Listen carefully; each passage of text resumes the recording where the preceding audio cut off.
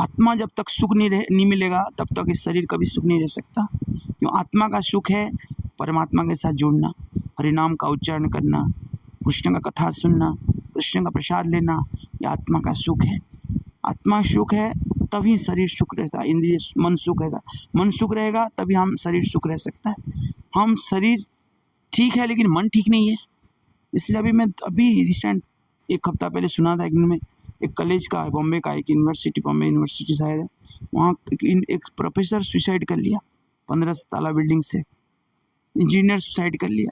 क्योंकि आपका धन, आपका पदवी, ऑपुलेंस, ये आपको सुख शांति नहीं दे सकता। इसलिए भगवान कृष्ण बोल रहे हैं दुखालम अशाश्वतम, इस संसार में जो कुछ है टेम्परारी है एवं दुख का आलय घर है। इसलिए हम एक अच्छा डिवोटी का एसोसिएशन करेंगे। जैसा विभीषण जी, जब रावण उनको लात मार के लंका से भगा दिया तो विभीषण जी सबके सामने भरी सभा में उनको निंदा किया, तुम मेरे भाई नहीं हो, मेरे भाई हो के भी तुम मेरे सपोर्ट नहीं कर रहे, तुम यहाँ पे रहने का लायक नहीं है। सभी मंत्री लोग थे, सबके सामने लात मार के भगा दिया। लेकिन विभीषण जी गुस्सा नहीं हुए, किसका शरण लिए? भगवान राम का शरण लिए। भगवान राम बोले विभीषण तुम जितना मत करो, मैं तुमको अयोध्या का राजा बनाऊंगा, तुम मेरे शरण ले लिया, मैं तुमको कभी भी दूर नहीं करूँगा। इसलिए हम अगर कोई अच्छा भक्त, क्योंकि डायरेक्ट हम भगवान को दर्शन नहीं कर सकते, हम अगर भक्तों के थ्रू से जान सकते हैं, इसलिए अच्छा कोई अच्छे डिवोटी, कृष्ण भक्त कॉन्शियसनेस डिवोटी का संग करेंगे तो हमारा मन का हर समस्या जा सकता है। एवं जो हम सुसाइड करने का जो डिसीजन ले रहे हैं वो नहीं रहेगा, क्योंकि हम सोचते हैं कि चलो सुसाइड कर लेंगे तो हमारा लाइफ ठीक हो जाएगा। ऐसा नहीं है। कोटि कोटि जीवात्मा इस वायुमंडल में घूम रहे हैं, उनको शरीर नहीं मिल रहा है। कोई अगर एक्सीडेंट में मर गया, कोई अगर सुसाइड कर लिया, कोई अगर जहर खा लिया, तो इन लोगों का शरीर कभी भी नहीं मिलता। और जितना शरीर मिलता है बहुत कष्ट पाते हैं, वायुमंडल में घूमते रहेंगे। क्योंकि जब तक हमको शरीर नहीं मिलेगा ना, तब तक हम तड़प तड़प सूक्ष्म, 2 प्रकार का शरीर होता है, एक स्थूल शरीर, एक सूक्ष्म शरीर। पृथ्वी, जल, अग्नि, वायु, आकाश को लेके जो हम देख रहे हैं उसको स्थूल शरीर कहते हैं। मन, बुद्धि, अहंकार उसको सूक्ष्म शरीर कहते हैं। लेकिन जब सुसाइड कोई कर लेता है तो सूक्ष्म शरीर मन, बुद्धि, अहंकार के द्वारा घूमता रहता है ब्रह्मांड, पृथ्वी में, अलग अलग जगह में। वह इसलिए हम देखते हैं जो दुर्बल हो जाता है, वीक हो जा मन में, वो घुस जाते हैं, अंदर चले जाते हैं, बोलते हैं कि मैं अमका शरीर से आया हूँ, अमका जगह से आया हूँ, उनको भूत पकड़ लेता है। इसलिए हम कभी भी सुसाइड का डिसीजन प्लानिंग नहीं करना चाहिए, क्योंकि भगवान इतना कृपालु हैं, इतना दयामय है।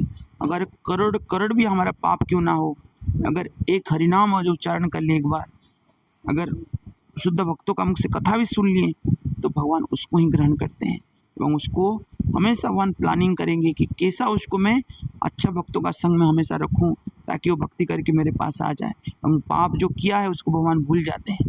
लेकिन संसार उल्टा है, हम जितना अच्छा काम करते हैं उसको नहीं देखता, कहाँ पे गलती की है उसको देखता रहता है।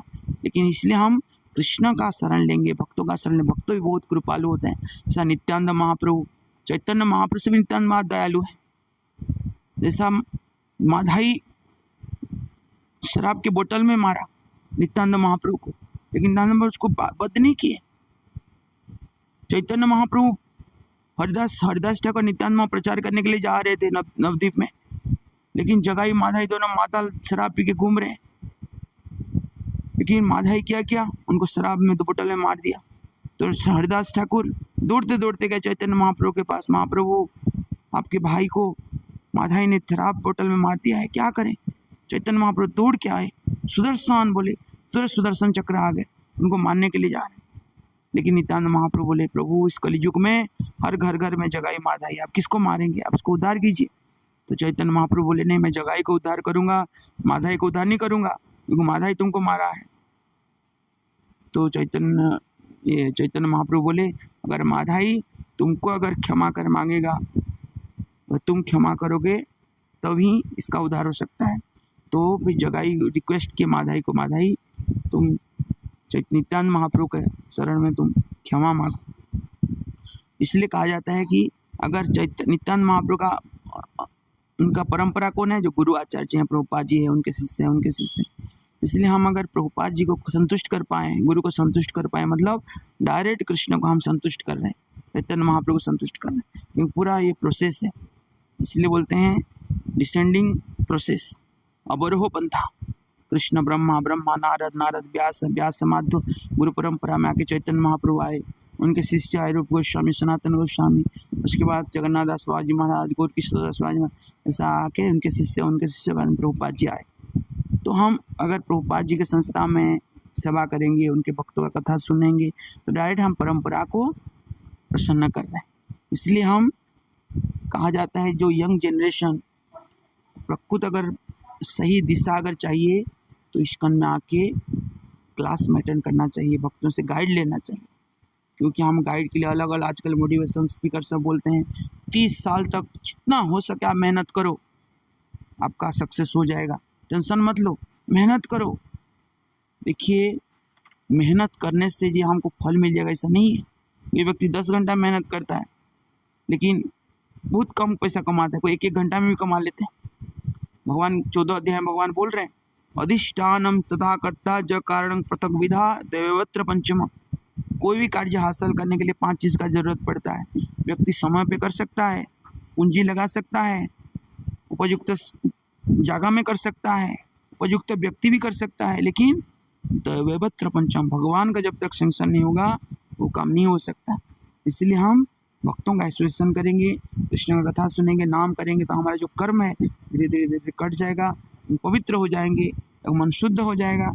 तो हम अगर पढ़ाई लिखाई भी करेंगे, जॉब करेंगे, फिर भी हम प्रसन्न चित्त में मन खुश करके हम कर सकते हैं, तो उसमें भगवान संतुष्ट हो जाएंगे। भगवान नहीं बोल रहे कि आपका कर्म त्याग कर दो, पढ़ाई करो, नौकरी करो, जॉब करो, बिजनेस करो, लेकिन कृष्ण कॉन्शियसनेस होकर। प्रभुपाद जी भी बिजनेस करते थे, लेकिन राधा कृष्ण का फोटो रखते थे, उनका मूर्ति रखते थे, पूजा करते थे, आरती करते थे। प्रभुपाद जी का पिताजी कपड़े का बिजनेस था, वो भी आकर राधा कृष्ण का ड्यूटी को पूजा करते थे। रात में जब दुकान बंद कर देते थे कुछ चारा रख देते थे, चावल कि गेहूँ रख देते थे कि मेरा ये जो दुकान बंद करने के बाद चूहा घूमता था उनके दुकान के चारों तरफ, शायद कपड़ा काट देगा बोल के प्लेट में कुछ दाना रख देते थे ताकि चूहा उसको खाएगा।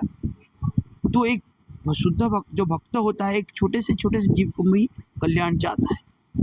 इसलिए हम प्रभुपाद जी के अंडर में रह के गाइड लेके कृष्ण कॉन्शियस प्रैक्टिस करेंगे तो हम जरूर सक्सेस हो सकते हैं।